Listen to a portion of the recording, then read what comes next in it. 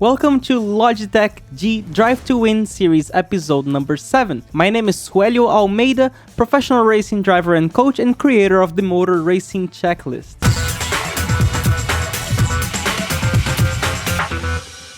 In this video, we will talk about the soul of the corner, the point where everything should align perfectly, the maximum rotation point. It's the place where the car is just transitioning from entry to exit, where we'll accelerate and launch the car off to the exit. The maximum rotation point, or what I like to call MRP, is not the apex. Apex is simply the physical place we will touch on the inside limits of a corner. On a late apex, for example, where we're setting up a good exit, our MRP will be before the apex. Way before, since we want to accelerate earlier and then hit the apex with an angle that will allow us to carry more speed to keep gaining more time on a long straight that comes after, for example. On an early apex, where we turn and hit the inside limit of the corner early, the MRP will be much closer to the apex, sometimes being exactly at the same place. Generally, the MRP should be before or at the apex, never after. Of course, there are exceptions. If you have two corners that are very close to each other, you can actually treat them as a double apex, and then the MRP will be after the first apex, but it's really before the last apex anyways. The MRP is the place we'll reach the maximum rotation and start accelerating.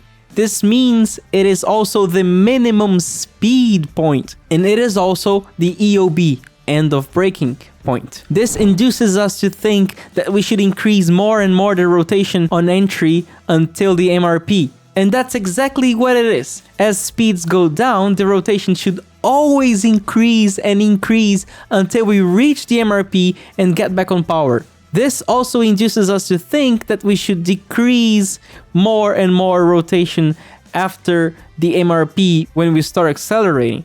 And this is also true. As you gain speed, the rotation should always decrease. This is especially important because if you try to gain rotation on throttle, you'll most likely lose the rear and spin. The MRP idea helps you structure the corner much more efficiently, as you will be aiming for a single point where everything changes, from entry and increasing rotation to exit and decreasing rotation. It also warns you that having a fixed amount of rotation, for example fixed steering, is wrong and inefficient. Some rules from the MRP. If the speeds are going down, you should be gaining rotation. Your steering should be increasing more and more. If speeds are going up, you should be decreasing your rotation. Your steering should be unwinding until late exit, where it's going to be straight. You should not accelerate and increase steering at the same time, especially in a very powerful car.